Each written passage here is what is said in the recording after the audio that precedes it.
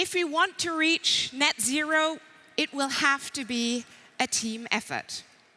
How can we create and share technology and knowledge to make sure that business, politics, academia and individuals are all working together to meet our climate goals? We are for sure going to get some answers in the first panel of the day. Are we really ready for a zero carbon economy? And who better to lead the panel than the Chief Executive at Forum for the Future, who is responsible for delivering the Forum's shift towards a sustainable future, Sally Uren. And please also welcome her panelists, Senior Vice President, Sustainability and Operational Excellence at Siemens, Jennifer Bofinger-Schuster, and Head of Sustainability EMEA Google, Adam Ellman. Joining us digitally, Executive Director Oxfam International, Gabriela Bucher, and introducing the panel with his keynote is the Director General of the United Nations Industrial Development Organization, Gerd Müller.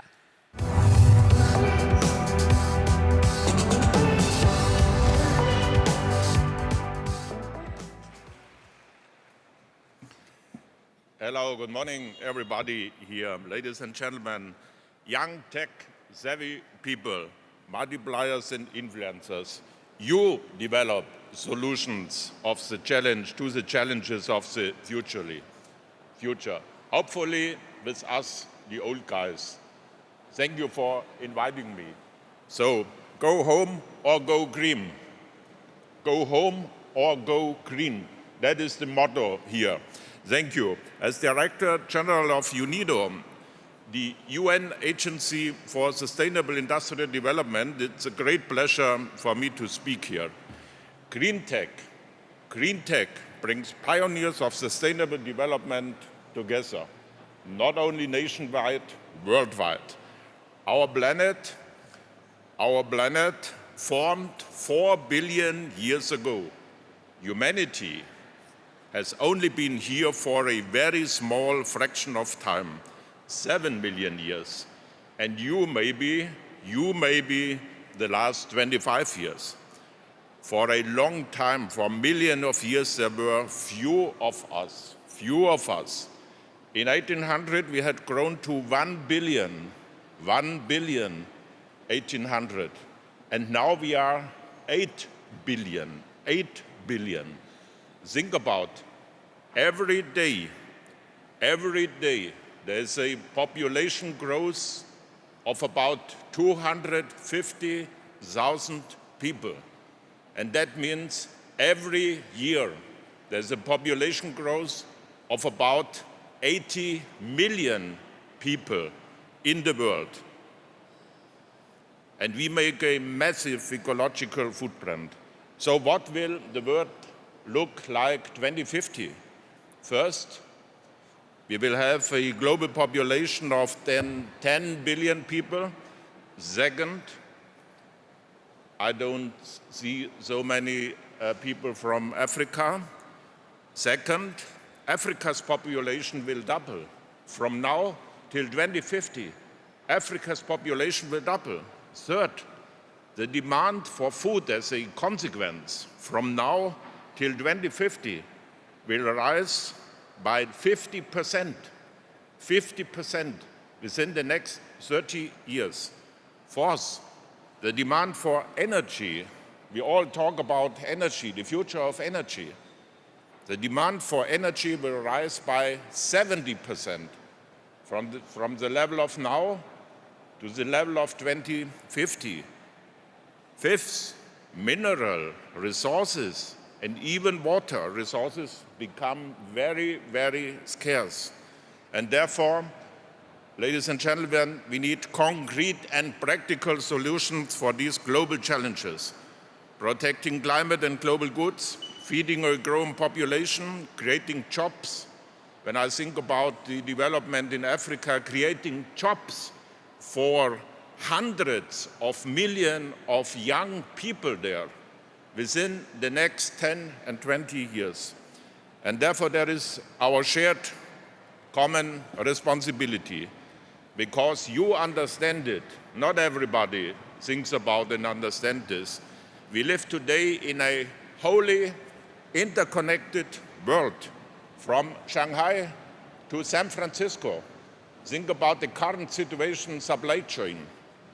And industrialized countries have not just an obligation, but a great interest in a new partnership between industrialized countries, the rich, and developing countries, mostly the poor. And the good news, we know what to do. You know what to do. The Agenda 2030, the Paris Agreement, and the Biodiversity Convention, that is the framework. Progress by innovation. That is my motto. That is the motto by UNIDO. We are the worldwide platform for technology and knowledge transfer based in Vienna.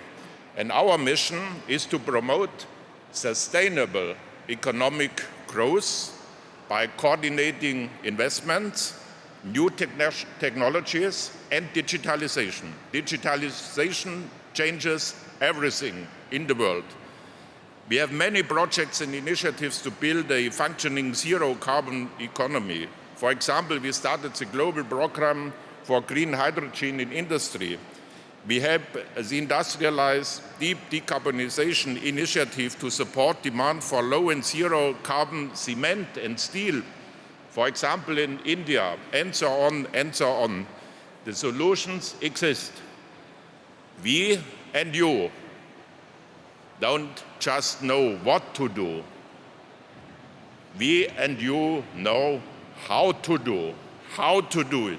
So let's act now. The solutions exist. A world without hunger is possible. It is possible within 10 or 20 years. What is necessary? The political will is missing about this to do it. To stop climate change is possible. The zero carbon economy is possible. You are the people for a green transition worldwide. Not only nationwide or Europe-wide, worldwide, for new partnership worldwide. Ladies and gentlemen, dear guests, UNIDO as a UN organization is at your side. And I am looking forward to a new quality of cooperation. Go green or go home. Thank you so much.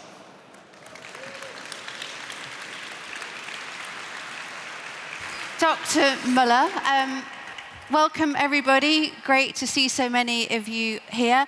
I'm Sally. I'm the moderator for the discussion we're just about to have. This session is entitled, Are we ready for a net zero economy? And we hope to make the case that yes, we are, but there are still things that we need to do. We are joined online by Gabriele Bucher, CEO of Oxfam International. Gabriele, can I just check that you can see and hear us? Yes, I can. Thank you. You can. Brilliant. Yes. Great. And so joining me to have this conversation along with Dr. Müller is Adam Ellman, who is the sustainability lead for Google in MEA, and Jenny Bofinger, who is the senior VP for sustainability at Siemens. And we've just heard that Dr. Müller thinks that we could be on track for a net zero economy. We heard very much that the solutions are there. I'd like to ask the same question to our two physical other panelists and Gabriele virtually, which is the following question. I'm going to go to you first, Adam, if I may. But what gives you hope that we are on track for a net zero economy? Thanks, Sally, and good morning, everyone. And firstly, a thanks to Green Tech for throwing such a fantastic festival. Really excited to be here. I think, though, Sally, I think we first need to be realistic. There's an awful lot of work still to be done. This is the decisive decade. If we don't take action, if we don't take it fast, and if we don't take it at scale, the implications for everyone are significant.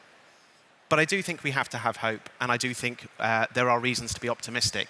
And I'd like to give 3 reasons. The first reason really surrounds business. I've been working in sustainability in business for 17 years now, and I've seen an unbelievable number of shifts.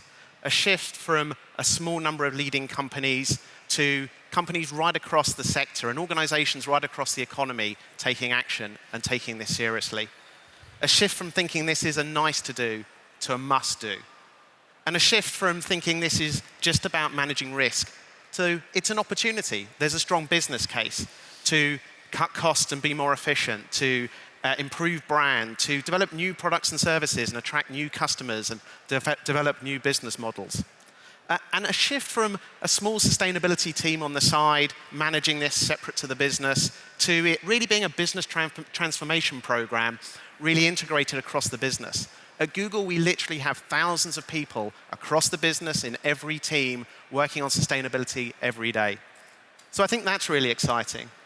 The second reason for me is the external pressure on everyone, whether that's coming from the public who increasingly want to work for companies who are taking this agenda more seriously, whether it's from consumers who are increasingly making decisions about the companies and the products and services they buy, looking for more sustainable options, or whether it's from regulators and shareholders who, quite frankly, are just mandating this. There is a real shift. But it's not just my own experience. We see this in data and the conversations we have at Google. We've seen a 5 times increase in online searches for more sustainable goods over the last 5 years. And we talked to our customers, and we recently had Harris Poll do a survey of around 1,500 senior executives from across the globe, and the message is clear. They see this as a priority, and they see it as critical to their business success. And the final reason for me to be optimistic is technology and tools. And the IPC have said this. We have the tools, we have the technology, we just need to use it.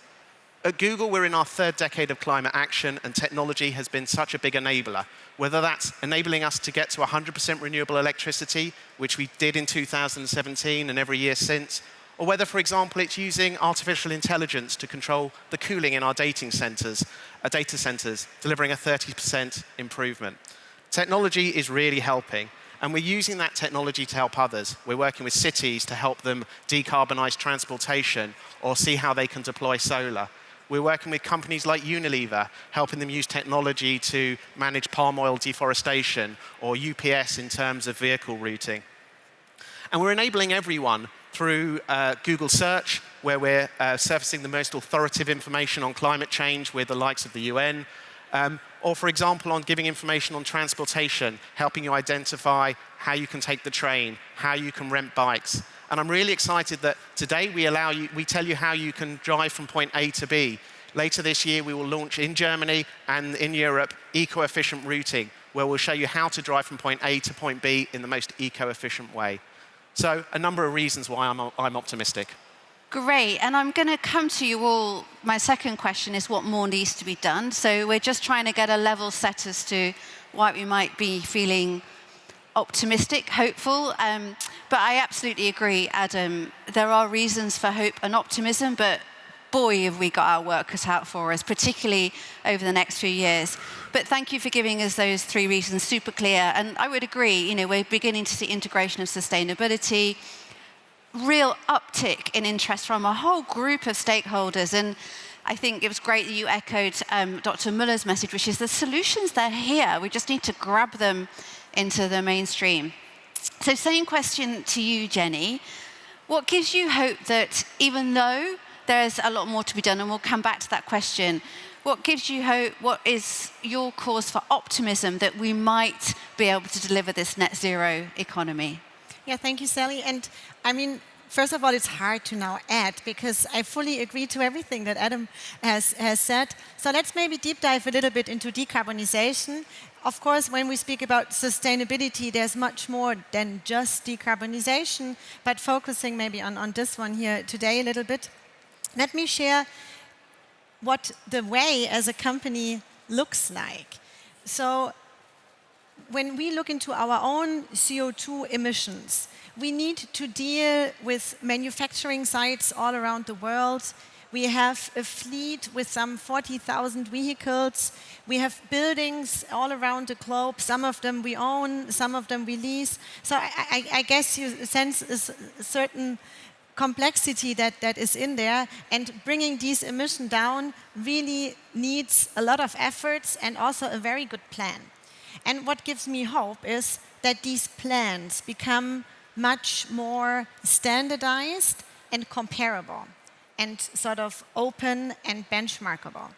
So if you as a company want to show that you are following a science-based target track and that you are reducing your emissions in a way that you should do in order that we all achieve the 1.5 degree target, there is the Science-Based Target Initiative, which is calculating dedicated numbers, thresholds for your company in all scopes. So in your own operation, but also in your supply chain, and also then with the products that you're giving to your customers.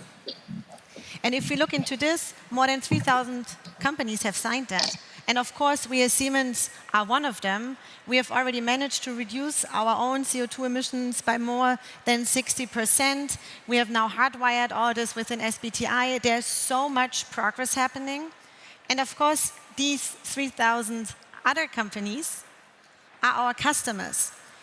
So what gives me hope, and Dr. Müller spoke about this, is that we do have the right technologies to help these 3,000, and of course there are more companies, to overcome their sustainability challenges, to make sure that they are more energy efficient, that they can apply more renewables in the grid, that we can shift to electric trains, to public transport, that we shift industry into clean industry using all the tools that we have within our digitalization toolkit in these days.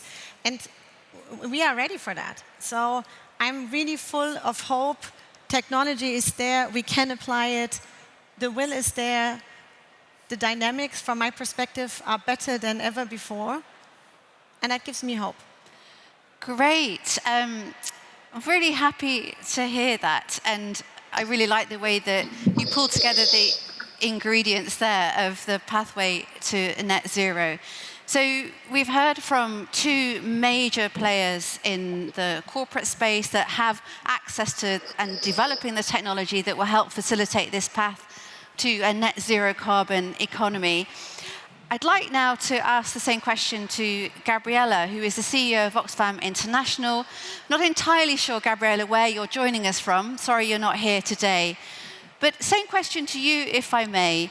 What gives you hope, optimism that we could be on track? Thank you, Sally. And I very much feel here today, and I feel the energy, coming all the way here is actually India, renewable energy, I feel is coming, and really exciting to be. So what gives me hope is the young climate activists. And today we heard of Venetia, her inspiring speech, and she's joined by a growing number of young people the world over, who are the ones really fighting for our survival. They're taking on the biggest issues, the overconsumption of a few, of richest people, and taking on the fossil and luxury industries that are destroying our chance of living in a 1.5 degree world. So let's not forget that the emissions of the richest 1% are double than that of 50% of humanity combined. I find hope in this festival and the brave countries and companies that are genuinely responding to this crisis. Those that are not hiding behind net zero targets as much as they're leading what we can call real zero, reductions in emissions. I find real hope in the indigenous people who for centuries have known how to live in harmony with nature. And we can learn from them. Women like Indu Ibrahim from Chad, a global leader from Chad, who is using participatory 3D modeling to better manage natural resources. It's an example of the expertise that there are many around from whom we need to really learn. I take hope for the struggles of the indigenous people the world over, those fighting to protect the land, and this is something we really need to talk about.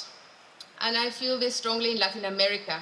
There are women like Luz Marina Arteaga from my country, Colombia, who paid the ultimate price for defending their community's land rights. And I said today that we must get net zero right. We're seeing too much a high dependency on extremely land-intensive targets. That means planting more trees and in some cases unproven technologies instead of actually cutting emissions, phasing out fossil fuels and investing in clean energy and supply chains.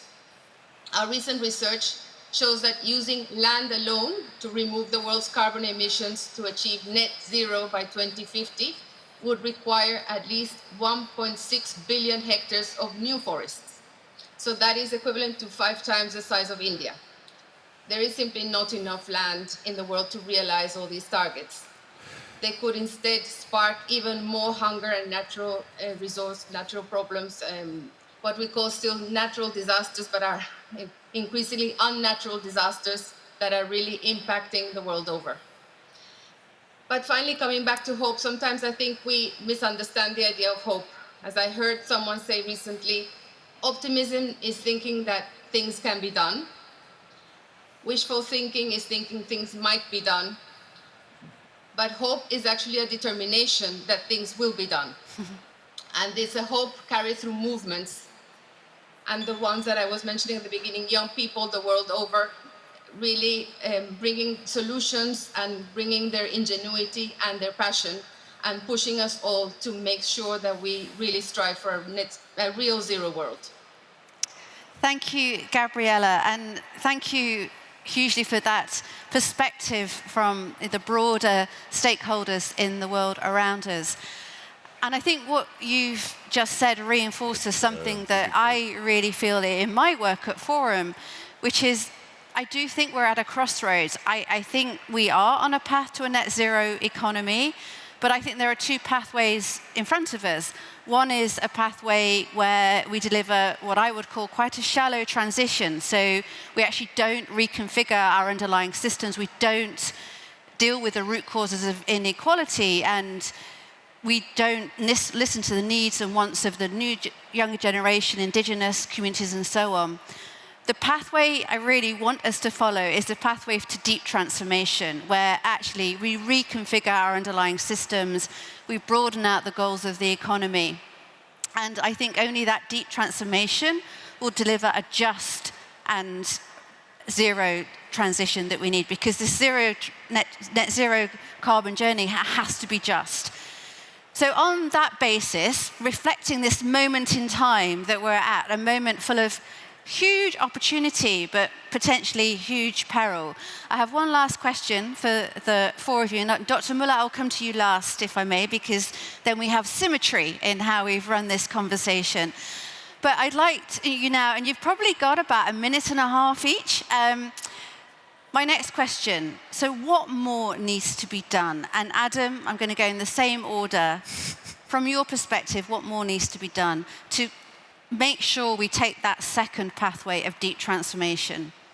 Thank you, Sally. And absolutely agree with Gabriella's comments about real reduction, and we've got to do this right.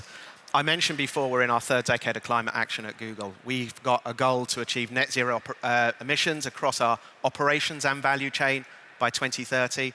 And whilst we're using 100% renewable electricity today, we don't think that's good enough. We want to shift to 24/7 carbon-free energy, using renewable energy locally every hour of the day. Now, these are big moonshot goals, and our journey has shown us that working in partnership is absolutely key to this, and supporting others is absolutely key. And one of the ways we support others, particularly in terms of scaling up new technology and advancing technology in the climate space, is through google.org, our philanthropic arm. And for example, a number of years ago, we provided $1.7 million in funding to WhatTime, aiming to measure in real time or near real time emissions from fossil fuel power stations. And actually, we also provided a number of Google fellows who worked pro bono, and that work helped incubate what became ultimately Climate Trace. It's now a 10-member organization backed by Al Gore, whose aim is to measure in near real time all of human emissions and make that information available. At COP, they announced that they now have the most extensive inventory available, measuring nearly 99% of all anthropogenic emissions, and that's now available for free to the public. And that's just one way we're helping, but we're always looking to do more. And I'm really excited that I can make an announcement today that we're launching a new google.org Global Impact Challenge on climate innovation. It's a call out for ambitious, global scale, tech-driven initiatives that are going to advance work on climate information, on climate action, using open data, using artificial intelligence, and using machine learning. Selected organizations will each receive $5 million in funding, along with support from Google technical expertise and Google products. So this launches today. I am really, and as I know my colleagues at Google are really excited about this, we're really excited to see what comes forward. Look online for details. If you're in that space, please do apply. If you're not in that space, do reach out to your networks. It's a great opportunity to advance these technologies for everybody.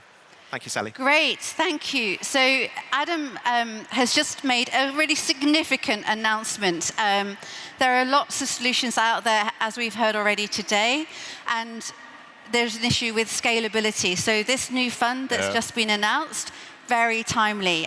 Congratulations, Adam. Do find out more if you're a small non-profit. Yes, thank you very much. Round of applause. Thank you, my friends. So absolutely, what more needs to be done? Partnerships, allocation of capital to allow scalings of new solutions, new technology. Jenny, same question to you. What more needs to be done? Again, I do feel that we are in the midst of a revolution. I feel very strong dynamics from all stakeholders, from the countries, the investors, our customers, the society. We've spoken about all of them today. I think we now really need to take these dynamics, bring it into even more action, bring it into even faster action. If we look into the big technology changes in the past, the smartphone, solar, the e-car, we completely underestimated the speed of change. We shouldn't do that with sustainability. We should be now really fast, make sure that we scale these technologies. By doing so, then also come to different pricing points. And I think this is the solution. And with that, we can then also really transform and reduce the real emissions, because I agree that planting trees might not be the solution overall. And if, Jenny, you could do one thing differently as Siemens, what might that be? I mean, honestly, I'm super happy.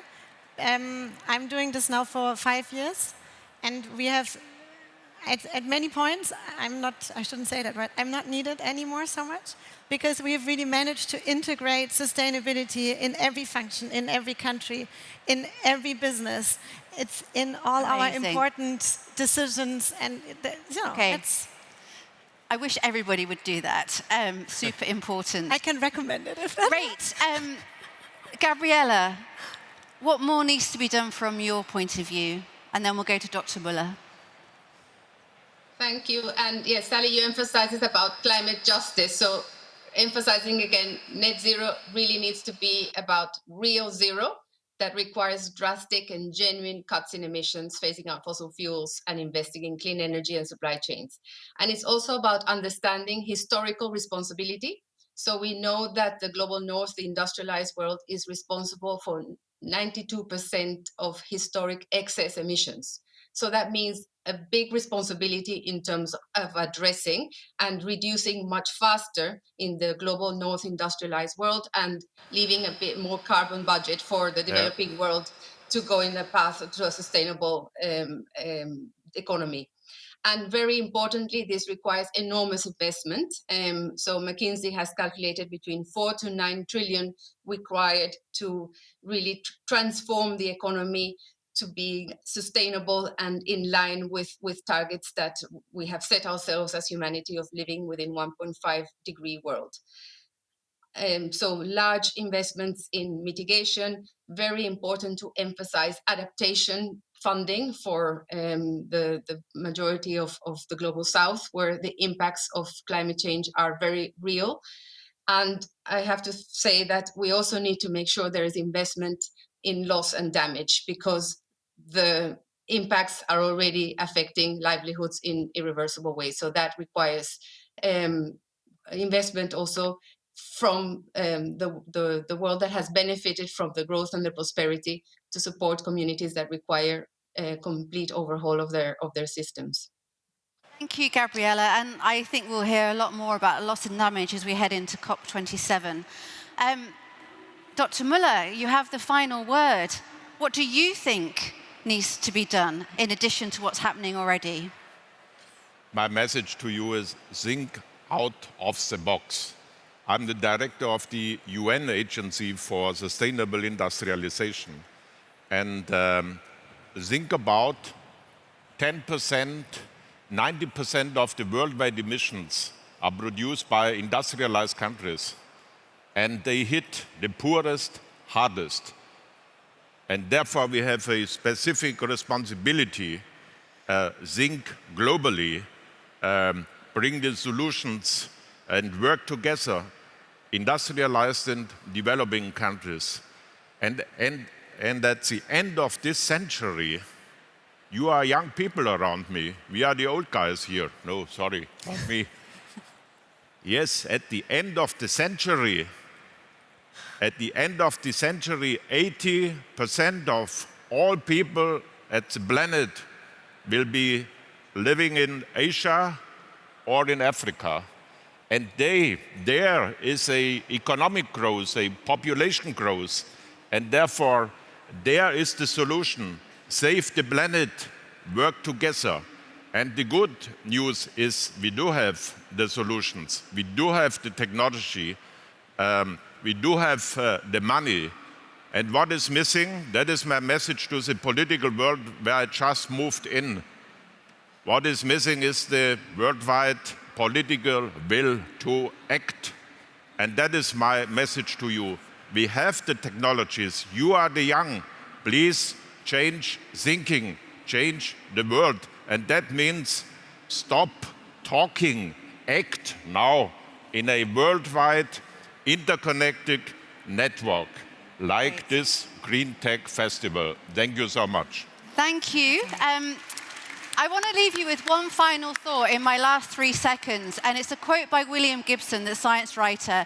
He wrote a long time ago, "The future is already here, it's all around us. The solutions that we need to see are already here. Let's grab them and put them into the heart of everything that we do."